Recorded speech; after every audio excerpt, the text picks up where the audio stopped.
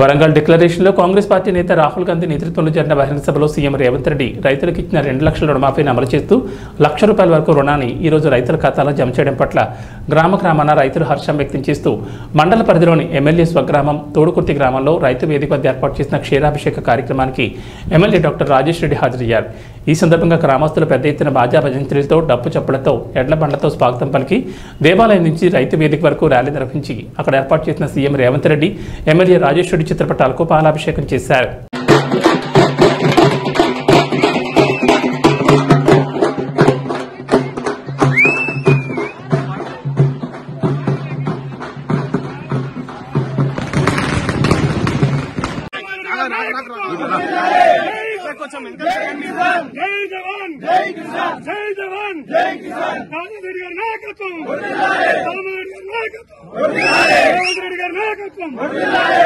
ఈ రోజు డేట్ ఎంత 18/7/2024 మన రైతన్నల జీవితంలో ప్రతి ఒక్కరి గుండెలో నిలిచిపోయే తారీఖు ఈ రోజు.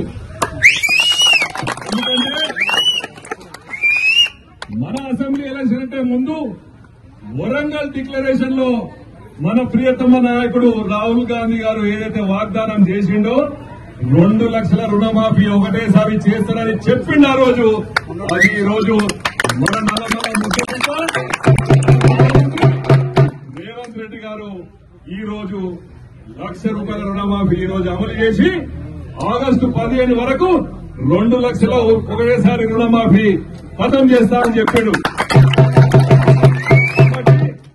మన తెలంగాణ రాష్ట్రం వచ్చిన తర్వాత ఈ రోజు చరిత్రలో నిలిచిపోయే విధంగా ఈ రోజు రాసి పెట్టాడు. కాబట్టి రేవంత్ రెడ్డి గారు ఎలా అయితే ఎలక్షన్ కంటే ముందు 6 గ్యారంటీలతో పాటు 2 లక్షలు ఒకేసారి రుణమాఫీ చెప్పిండో చెప్పినట్టే 6 గ్యారంటీలో 4 గ్యారంటీలు అయిపోయినాయి.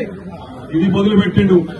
ఇది మొదలు పెట్టాలంటే తెలుసు మన తెలంగాణలో ఆర్థికంగా చాలా వెనుకబడి ఉన్నాం. ఎందుకంటే పోయిన పాలకులు 10 సంవత్సరాల్లో ఉన్న ఖజానంతా ఖాళీ చేసి దేనికి పని రాకుండా చేసాడు. కానీ రేవంత్ రెడ్డి గారు కష్టాలు వచ్చినా సరే 2 లక్షల రుణమాఫీ చేస్తా అన్నాడు.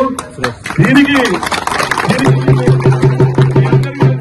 ఖర్చు ఎంతో రాష్ట్రం మీద 31,800 కోట్ల రూపాయలు రైతుల మీద ఖర్చు పెట్టారు. ఆనాడు కాంగ్రెస్